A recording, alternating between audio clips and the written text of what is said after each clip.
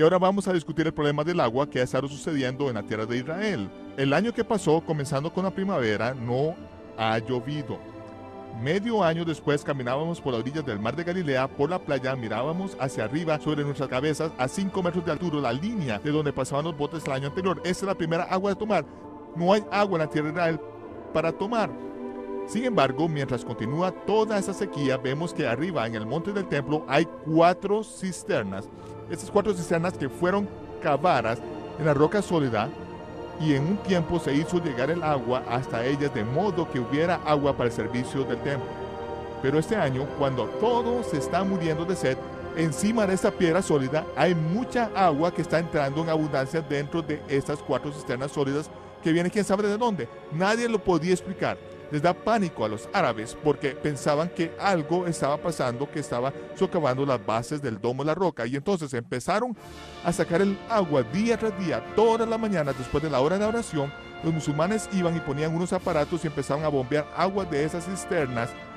Luego, también levantaron las coberturas de piedras de allí, y lo que pasó es que ese día dejaron al descubierto la pared sur de la base del templo de Salomón.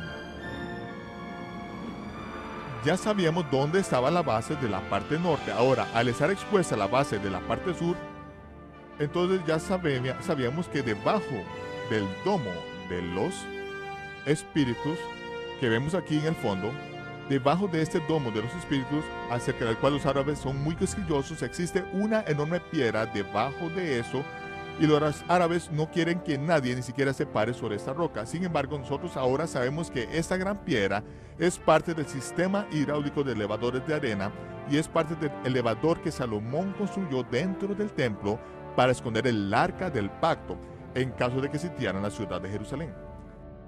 Ahora, sí podemos mostrar algunas cosas relacionadas con la construcción del templo de Salomón y la escondite del arca del pacto, acerca de las cuales no teníamos ni idea hace un año de que pudieran entenderse algún día.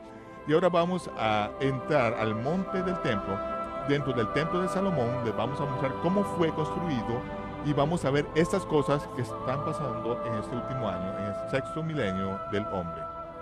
El domo de los espíritus se sienta sobre esa antigua piedra enorme que está en el medio del lugar santísimo. Los árabes, cuando empezaron a tener gran miedo, empezaron a desprender algunas de las piedras de la superficie, que está justamente por debajo de esta línea roja, y allí es donde había instalado hace varios años una cañería que podía estar goteando, y quizás era de donde venía el agua. Entonces, cuando levantaron esas piedras, empezaron a excavar y quedó expuesta la base del templo de Salomón en ese borde.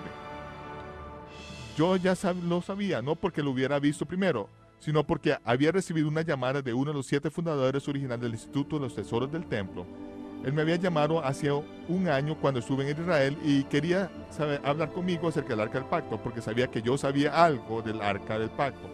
Me hizo la invitación tarde en la noche para que me reuniera con él en su casa tarde en la noche allí en Tecoa. Yo soy muy cauteloso acerca de con quién hablo sobre el Arca del Pacto cuando estoy en Israel, porque algunas personas han muerto por eso. Y también sabemos que hay bastantes burladores en el mundo que se burlan de todos los descubrimientos del señor Ron Wyatt. Entonces yo estaba muy dudoso en ese tiempo, pero ahora sabía que era el momento para reunirme con él. Y entonces casi a medianoche fui a su casa, llevé a alguien conmigo que estaba preparado para esto. En su casa empezó a descubrir lo que había sucedido el año anterior, de cómo el agua estaba apareciendo en las cisternas, y los árabes que estaban en pánico el descubrimiento de los cimientos de la parte sur del templo, y dijo que ahora sí sabemos que esa piedra enorme que está debajo del domo de los espíritus, que los árabes guardan muy celosamente, está en medio del lugar santísimo, en el templo de Salomón. También dijo que si alguien entra allí, los árabes se preocupan mucho y no permiten que nadie entre ahí. De hecho, tienen creencias de gente que ha entrado y ha muerto, según dicen su leyenda. Arriba en el monte del templo, la piedra antigua que está bajo el domo de los espíritus está directa con el centro de la puerta dorada en el puro centro. Es el mapa de 400 millones de bytes, y cuando lo enfocamos podemos enfocar hasta una fracción de pulgada. Es ahí en el puro centro, en el medio de la puerta dorada, la puerta de la misericordia o la puerta del este, y sabemos que ahí está el templo de Salomón.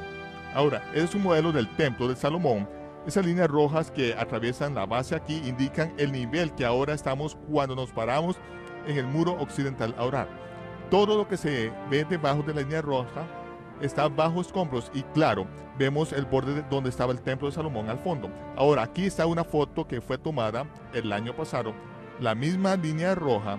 Ahí pueden ver el aceite de la frente de la gente que se inclina a orar contra la pared y oran y ponen las manos sobre el muro. Y allí ven la derecha de esa línea, el muro donde está el domo de la roca. Eso es por encima de donde estaba el templo de Herodes y el lugar santísimo del templo de Herodes.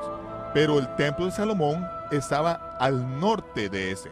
Y sabemos que los dos templos ocupaban lugares diferentes según la opinión del propio Instituto del Tesoro del Templo. De hecho, el señor con quien me entrevisté, Eduardo Racanati, dice que fue uno de los fundadores del Instituto de los Tesoros del Templo, pagó una gran suma de dinero en Etiopía como soborno y bajó al sótano de la iglesia donde se dice que el arca del pacto está. Se requirió mucho dinero para entrar allí y luego bajó a la parte más profunda del aposento más bajo y le mostraron donde supuestamente estaba el arca del pacto. Tengo la madera de sacrificio en la espalda, padre, ¿dónde está el cordero? El padre Abraham le contesta, Dios mismo proveerá un cordero. Ahora, el cordero de Dios con el madero del sacrificio en los hombros sale por el mismo camino que el padre Abraham había llevado a su hijo 1000 años antes, sale por la puerta del norte de la ciudad de Jerusalén hacia el lugar de la calavera, y es en ese lugar donde Dios había preparado un altar de piedra para su hijo, directamente bajo el lugar donde Abraham había preparado un altar de piedra y había atado a su hijo para sacrificarlo. Allí es crucificado en el monte Moriah, no sobre lo que fue una vez la cima, sino debajo de lo que una vez fue la cima. En el pico más alto del monte Moriah hasta este día es justo ahí. Pero este es el lugar donde fue crucificado. Y la hora en que fue sacrificado en los corderos para la Pascua en el monte del templo, usualmente a plena luz del día, con el sol alumbrando sobre los tazones de bronce llenos con la sangre, se veía como relámpagos dorados que brillaban sobre el monte del templo, pero este año todo estaba oscuridad. No había gloria en el monte del templo. Y como